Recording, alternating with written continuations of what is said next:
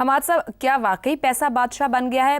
پاکستان بنانے والے سیاستدانوں نے آغاز میں بیوروکریسی کے سامنے سرنڈر کر دیا تھا، مشینری تھی کمپرومائزڈ ہو چکی ہے، ایک تاریخ ہے پوری. کیا کہا جا سکتا ہے کہ اصلاح کرنا آسان ہے؟ ٹاپ باٹم، باٹم ٹاپ، کوئی سرا ہاتھ میں ہے؟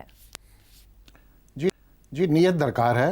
یہ سب کام ہو سکتے ہیں. کس کی نیت؟ یہ سب کام ہو رہے ہیں دنیا میں، اور جن کی نیت سے ہو رہے ہیں ان کا بھی میں ابھی تذکرہ کرتا ہوں.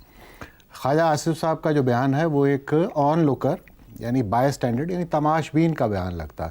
حالانکہ وہ وزیر ہیں اور بڑی دہائیوں سے وزیر چلے آ رہے ہیں. وہ اصل میں اس ٹویٹ میں شاعر کہنا یہ چاہ رہا ہے کہ صرف ہمیں گالیاں نہ دیجیے، اور لوگ بھی کرپشن کر رہے ہیں تو اپنی توپوں کا رخ اس طرف کر لیجئے. تو ہم تو جانتے ہیں کہ ہمیں خبر ہے یہ شیر و شکر کون کون ہے، تو لہٰذا اس بات میں یہ تو طے سمجھیے. جیسے بھی ذکر بھی ہوا کہ خواجہ صاحب نے کیا نا، زیگم صاحب نے سیاستدانوں کا دیا، دونوں باتیں درست ہیں.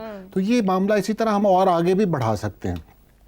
کیا ملک میں کرپشن ہے؟ اس بارے میں تو دو رائے نہیں پائی جاتی، ہم سب جانتے ہیں. تو صرف بیوروکریٹ نہیں، یہ ہر طرف کرپشن موجود ہے. اب ہمارا انٹرنلی تو ہم باتیں کرتے ہیں، ہمارا تجربہ ہوتا ہے. جیسے شہزاد صاحب نے کہا میرا ذاتی تجربہ ہے، میں نے دیکھی ہیں کچھ چیزیں، سمجھی ہیں، سیکھی ہیں.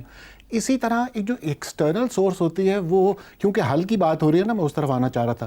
ٹرانسپیرنسی انٹرنیشنل ایک ادارہ ہے، وہ کہتا ہے کہ بھی آپ کے ملک میں کرپشن ایک انڈیکس بناتا ہے وہ، کہ پرسیپشن یہ ہے کہ آپ اس درجے پر فائز ہیں. تو اس میں بھی ہماری 2 درجے تنزلی ہوئی پچھلے 2 سالوں کے درمیان.